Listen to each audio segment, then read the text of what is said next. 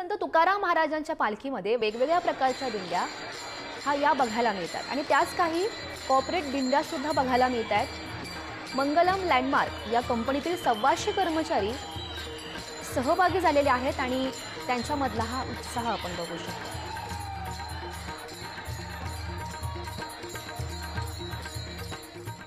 रामकृष्ण हरी मंडळी, सध्या आपण वारीच्या वाटेवर आहोत। या वारीच्या वाटेवर आपल्याला वेगवेगळी माणसं भेटतात, वेगवेगळी मंडळी आपल्याला या ठिकाणी दिसते। अगदी अशाच पद्धतीनं कॉर्पोरेट मंडळी सुद्धा या ठिकाणी येत असते, त्या ठिकाणी स्वतःचा आनंद घेण्याचं काम करत असते।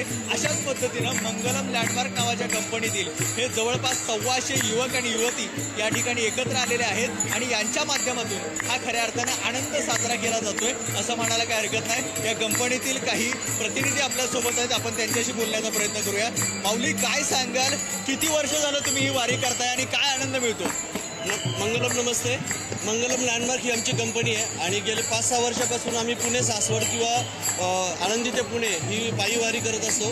आमची ही ॲक्च्युली कन्स्ट्रक्शन कंपनी आहे। सुभाष साकुरे आणि मी राम फुगे आम्ही पार्टनर आहोत आणि आम्ही सगळे मिळून ही वारी करतो।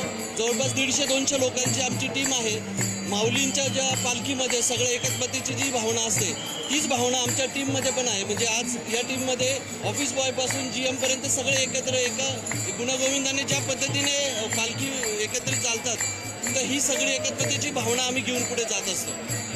हे सगळं सुरू करण्याच्या पाठीमागचा नेमका हेतू काय होता? काय नेमकं? आमच्या कंपनीचं नाव मंगलम आहे।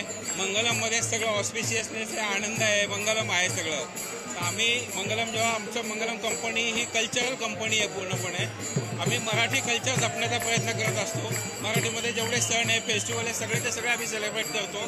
त्यातला हा वारीचा जो सण आहे हा सगळ्यात महत्त्वाचा सण आहे। इथून लोक 15 दिवस इथून विठ्ठलाच्या दारात म्हणजे पंढरपूरपर्यंत 15 दिवस याचा आनंदात उत्साहात जात असतात। आम्हालाही वाटलं की आपल्या टीमने पण हा आनंद घ्यायला पाहिजे आणि याच्यात सहभागी व्हायला पाहिजे।